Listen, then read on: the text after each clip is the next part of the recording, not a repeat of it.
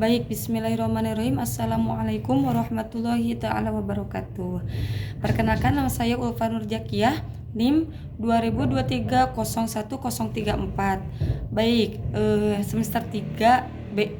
Di sini saya akan mempresentasikan sedikit atau ya banyak juga boleh tentang filsafat pendidikan Islam. Baik, di sini saya akan menjelaskan atau mempresentasikan ruang lingkup filsafat pendidikan Islam ya.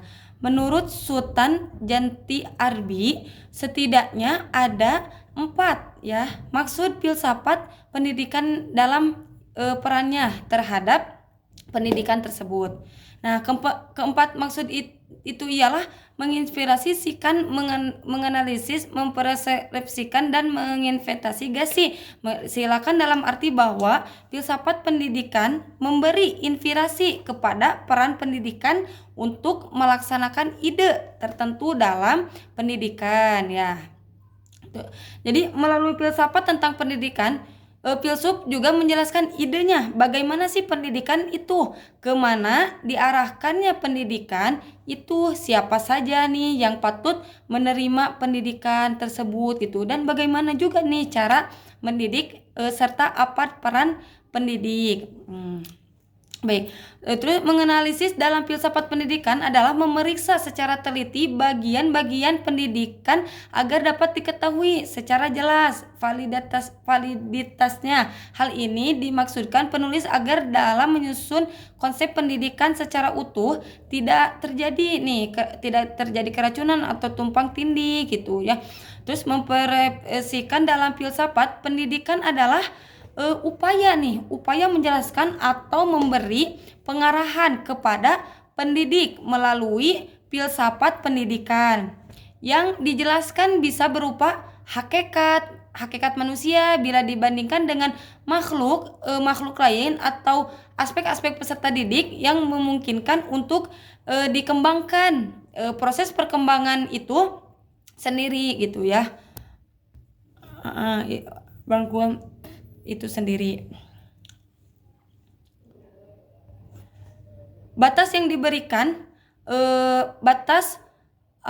keterlibatan pendidik, arah pendidikan, target pendidikan, terus perbedaan arah pendidikan dan bakat serta minat anak nih.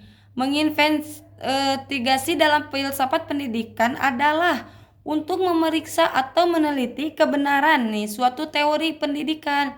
Maksudnya pendidikan itu apa sih?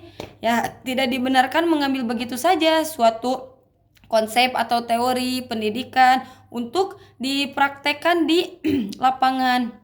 Tetapi hendaknya konsep yang dipraktekkan tersebut hasil dari penelitian kita yang dilakukan kita, sedangkan posisi filsafat hanya sebagai latar pengetahuan saja gitu ya.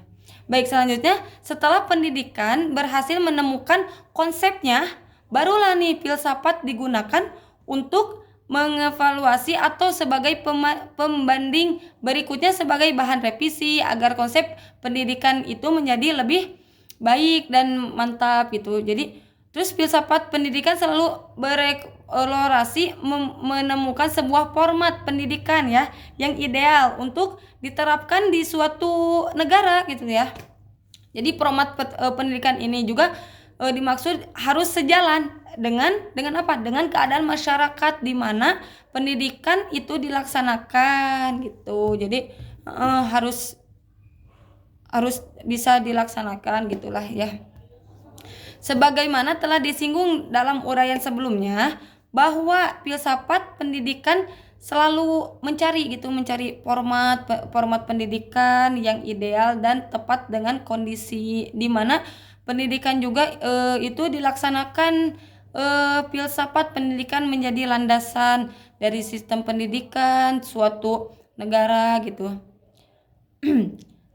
Tidak ada satupun negara di dunia ini yang tanpa memiliki filsafat dalam menentukan arah pendidikan yang akan dicapai gitu. Jadi filsafat ini harus diarahkan gitu. Tanpa filsafat pendidikan maka dapat dipastikan juga suatu negara tersebut kesulitan menentukan capaian yang diharapkan dalam sistem pendidikan yang diselenggarakan tersebut. Terus ya, berdasarkan perbedaan filsafat pendidikan yang dianut, maka setiap negara itu tidak patut mengadopsi sistem pendidikan negara lain tanpa mempertimbangkan kondisi masyarakat negara tersebut gitu. Tuh ada juga kesuksesan negara tertentu terhadap sistem pendidikan yang mana diterapkan tidak mesti cocok untuk diterapkan di negara sendiri itu ya. Oleh karena itu kenapa? Jadi suatu negara harus bertindak bijaksana dalam menetapkan segala keputusan berkaitan dengan sistem pendidikan tersebut.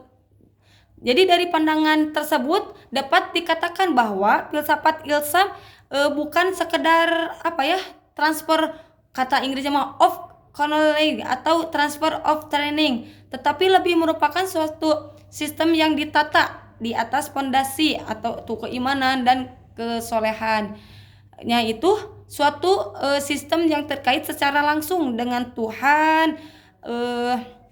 Dengan demikian juga dapat dikatakan pendidikan Islam suatu kegiatan yang mengarahkan dengan sengaja perkembangan seseorang sesuai atau sejalannya dengan nilai-nilai Islam tersebut ya.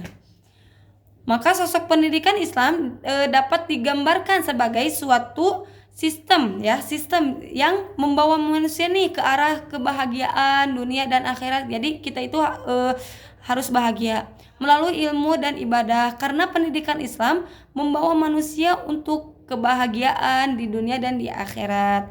Maka harus yang diharuskan diperhatikan adalah nilai-nilai Islamnya nih, tentang manusia, terus hakikatnya dan sifat-sifatnya, misi dan tujuan hidupnya di dunia ini dan di akhirat nanti. Nah, hak dan kewajibannya sebagai individu dan anggota masyarakat, semua ini dapat dijumpai dalam Al-Qur'an dan hadis juga ya, dijelaskan juga. Dapat dikatakan bahwa konsepsi pendidikan dalam filosofi Islam ini tidak hanya melihat pendidikan gitu ya, itu sebagai upaya mencerdaskan semata pendidikan intelek kecerdasan, melainkan berupa menyelaraskan dengan konsep Islam tentang manusia dan hakikat eksistensinya. Maka pendidikan sebagai suatu pranata sosial juga sangat terkait lah dengan dengan pandangan Islam gitu, yang tentang hakikat keberadaan manusia ya. Jadi oleh karena itu kenapa? Jadi pendidikan Islam juga berupaya untuk menumbuhkan pemahaman dan kesadaran bahwa manusia itu sama di depan Allah dan perbedaannya adalah terletak pada kadar ketakwaan, ketakwaan masing-masing manusia gitu ya. Sebagai bentuk perbedaan secara kualitatif gitu. Ada juga urgensi filsafat pendidikan Islam nih jadi filsafat pendidikan berupaya untuk menumbuhkan pemahaman dan kesadaran pada manusia nih. Maka sangat urgensi sekali untuk memperhatikan konsep atau pandangan Islam tentang manusia sebagai makhluk yang diproses ke arah kebahagiaan dunia dan akhirat tersebut. Maka pandangan Islam tentang manusia antara lain, yang pertama ada konsep Islam tentang manusia nih, khususnya anak sebagai subjek didik, yaitu sesuai dengan hadis Rasulullah ya, yang diajarkan bahwa anak manusia itu dilahirkan dalam fitrah atau dengan itu maksudnya fitrah ya, dilahirkan oleh ibunya gitu, potensi ya, yang dijelaskan dalam Quran surah Ar-Rum ya, yang artinya tegakkan dirimu pada agama dengan tulus dan mantap nih, agama yang cocok dengan fitrah manusia yang digariskan oleh Allah. Nah, tak ada perubahan pada ketetapannya. Dengan demikian manusia pada mulanya dilahirkan dengan membawa potensi yang perlu dikembangkan dalam dan oleh lingkungannya ya, begitu fitrah. Terus pandangan ini berbeda dengan teori tabula rasa yang menganggap anak menerima secara pasif, tapi pengaruh lingkungannya, sedangkan konsep fitrah mengandung potensi bawaan. Jadi gimana bawaan aktif atau innate potensial yang telah diberikan kepada setiap manusia oleh Allah Subhanahu wa taala. Ya, baik. Terus pendidik dengan demikian itu tugas pendidik mengarahkan segala potensi subjek didik mungkin agar ia dapat memikul amanah dan tanggung jawabnya, baik sebagai individu maupun sebagai anggota masyarakat, ya, sesuai dengan profilnya, profil manusia muslim yang baik gitu. Yang ketiga, profil manusia muslim, ya, profil dasar seorang muslim yang baik adalah ketakwaan kita kepada Allah Subhanahu wa taala gitu, ya. Dengan demikian perkembangan anak haruslah secara sengaja diarahkan kepada pembentukan ketakwaan, ya. Terus keempat, metodologi filsafat pendidikan. Nah, nih, metodologi dapat diartikan sebagai prinsip-prinsip yang mendasari kegiatan mengarahkan perkembangan seseorang, ya, khususnya nih pada proses belajar mengajar. Maka pandangan bahwa seseorang dilahirkannya dengan potensi bawaan tertentu dan dengan itu ia mampu berkembang secara aktif dalam lingkungannya gitu, mempunyai implikasi bahwa proses belajar mengajar harus didasarkan pada prinsip-prinsip belajar siswa aktif atau, ya, dikursuskan dan pemahaman itu harus dapat gitu. Jadi tentang filsafat pendidikan Islam sangat penting, ya. Karena apa? Karena dengan itu dapat mendorong untuk mengkaji ulang makna dasar dari setiap kegiatan pendidikan gitu. Termasuk di dalamnya pertanyaan-pertanyaan dasar nih di seputar proses pembelajaran. Tentang pentingnya filsafat pendidikan dalam aktivitas pendidikan ini menurut G.R. Ring dalam Issues and Alternatives in Education mengatakan bahwa filsafat pendidikan berguna sekali untuk pendidikan, yaitu supaya apa nih? Yang satu, mengenal masalah dasar pendidikan, ya. Terus memikirkan evaluasi mengenai usulan perbaikan terhadap masalah yang timbul sedang dihadapi. Terus apa ya? Ya, kita itu harus takwa gitu, ya. Terus memperkembangkan pandangan-pandangan dan program yang konsisten serta berkaitan dengan konsen secara luas gitu, ya. Filsafat pendidikan ini juga berusaha mengembangkan pemikiran yang universal, radikal, dan spekulatif sehingga hakikat pendidikannya juga dapat ditemukan secara dinamis dan pencapaian tujuan pendidikan itu dapat tercapai juga secara, ya, inovatif gitu. Jadi filsafat pendidikan Islam dipandang urgen ketika para ahli menyoroti dunia gitu, pendidikan yang berkembang saat ini, baik pendidikan Islam pada khususnya maupun pendidikan pada umumnya gitu, khusus atau umum, bahwa pelaksanaan pendidikan tersebut kurang bertolak dari atau belum dibangunnya oleh landasan filosofis yang kokoh gitu, sehingga berimplikasi pada kekaburan dan ketidakjelasan arah dan jalannya pelaksanaan pendidikan itu sendiri. Ya, kegelisahan yang dihadapinya juga oleh penulis, misalnya bahwa pelaksanaan pendidikan agama Islam selama ini berjalan gitu melalui secara dialektis, metodis, seperti halnya pengajaran umum dan lebih didasarkan pada basis pedagogis umumnya yang berasal dari filsafat penelitian model barat. Jadi sehingga lebih menekankan juga pada transmisi pengetahuan agama. Untuk apa? Untuk menumbuhkan pedagogis Islam diperlukan lebih dahulu rumusan filsafat pendidikan Islam yang kokoh. Para ahli di bidang pendidikan telah meneliti gitu secara teoritis mengenai kegunaan filsafat Islam.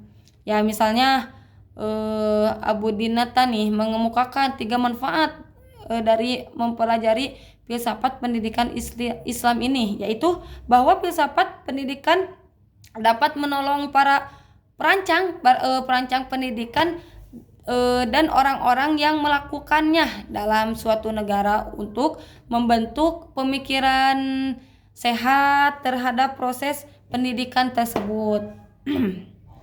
Ya, baik, filsafat pendidikan dapat menjadi asas yang terbaik untuk penilaian pendidikan dalam arti yang menyeluruh gitu. Yang menyeluruh filsafat akan membantu mencari akar dari setiap permasalahan. Jadi filsafat mah bisa nanti mencari permasalahan sampai akarnya. Dengan mendengarkan pada filsafat pendidikan ini, setiap masalah pendidikan akan dapat dipecahkan secara komprehensif, integral, dan tidak parsial, tambang sulam atau sepotong-potong ya, kata bahasanya gitu ya.